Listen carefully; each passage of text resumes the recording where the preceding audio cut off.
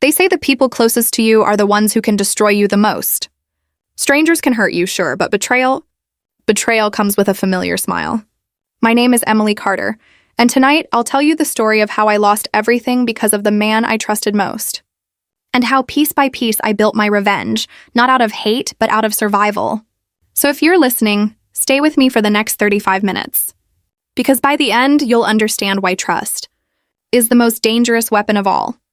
I grew up in Portland, Oregon. Nothing fancy, just a small house, a hardworking mom, and a dream of building a life bigger than the one I was handed. When I met Ryan Mitchell, I thought I'd found the shortcut to that dream. He was ambitious, confident, and already climbing his way up in the real estate business.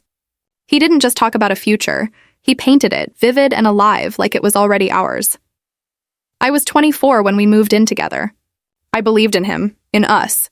And for years, that belief carried me through late rent notices, unpaid bills, and his endless excuses, because that's what love does. It blinds you. At first, the lies were small. Late nights at the office, missed calls. A text he'd quickly swipe off the screen when I walked into the room. I ignored it. Because ignoring was easier than admitting the man I loved might not be who he said he was. But then came the loans. Credit cards opened in my name. Signatures I never wrote.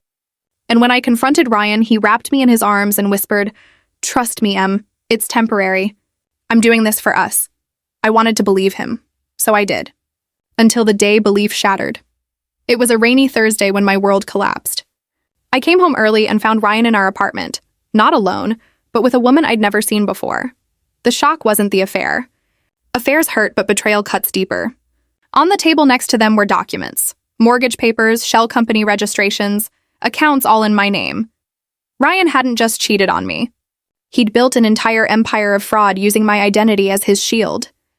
And in that moment, staring at the man I thought I knew, I realized I was sleeping next to a stranger. You'd think I'd run to the police. But Ryan wasn't just a liar, he was connected. His partners weren't men who wore suits and played golf. They were men who'd bury you in silence if you became a problem, so I stayed quiet. But silence doesn't mean surrender. Silence means strategy. While Ryan thought I was broken, I was learning. Studying his patterns.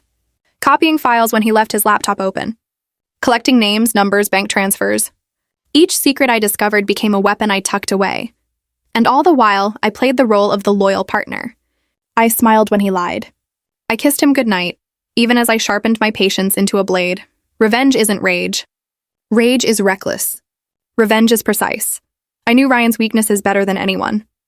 His greed. His arrogance. His need to always be the smartest man in the room. So I set the stage. Anonymous tips to the IRS. Subtle leaks to journalists.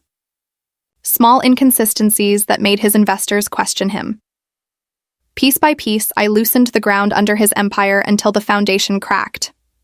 And then, I built the final strike, a full dossier. Every forged document, every false signature, every stolen cent. The night it all collapsed, Ryan was drunk on success. He walked into a luxury hotel ballroom for a fundraiser, dressed in his best suit, grinning like a king, and that's where I chose to end it. As he clinked glasses with investors, news broke on the giant screen behind him. A federal indictment. His name in bold letters. Evidence displayed for the entire world to see. I watched from the back of the room as his smile fell apart.